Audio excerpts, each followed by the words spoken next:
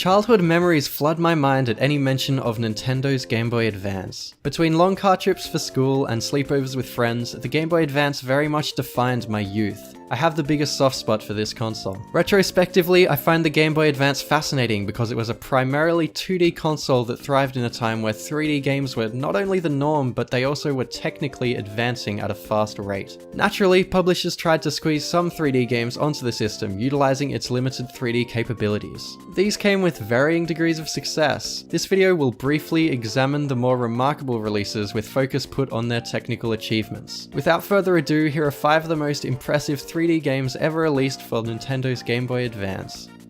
First up is Killswitch, released in 2004. This is the little brother to its home console and PC counterpart by Namco, which is often credited for beginning the third-person cover shooter genre. The Game Boy version suffers most from poor controls, but features a very impressive 3D engine on the system. Animations are as seamless as they can be, showcased by the cover mechanics and explosives. Boasting relatively detailed 3D environments and many enemies and effects crowding the screen at once, Killswitch stays within a playable frame rate and thus it sits as one of the more impressive GBA games to date.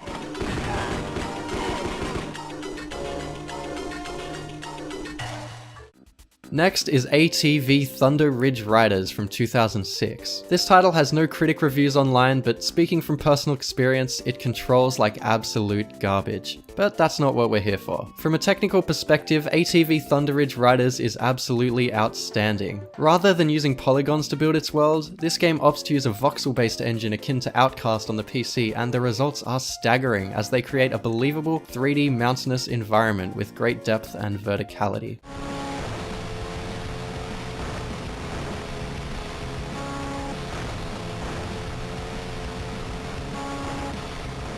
Third is Asterix and Obelix XXL, that's a mouthful, from 2004. I'm not familiar with the source material for this one, but this game reminds me of the many 3D platformers from the Nintendo 64 era, particularly games like Rayman 2 and Banjo-Kazooie. The game engine used for this, which we will see again later, is astounding. If you squint your eyes a lot and somehow forget how low-res the GBA really is, then you'd be forgiven for thinking that this was indeed a Nintendo 64 game. The environments and textures are detailed, the characters are well animated, and it all runs at a buttery smooth frame rate. Oh, and as an added bonus, it plays pretty well too.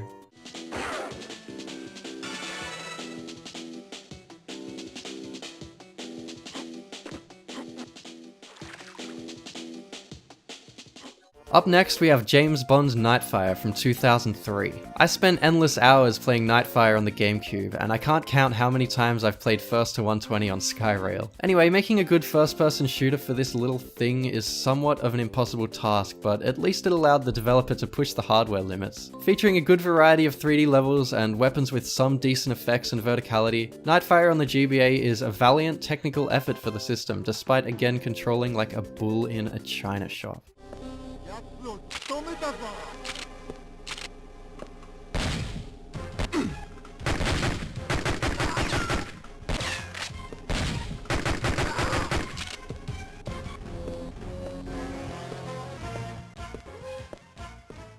Finally, we have the 2005 release Driv 3R, or Driver 3 if you can ignore that degenerate title. Made by the same people and running on the same engine as Asterix and Obelix XXL, Driver 3 on the GBA is a respectable handheld translation of one of my biggest guilty pleasures. Featuring driving and on-foot segments, as well as 2 full open-world cities dense with cars and pedestrians and even some indoor areas, Driver 3 is my pick for the most technically impressive game on the Game Boy Advance.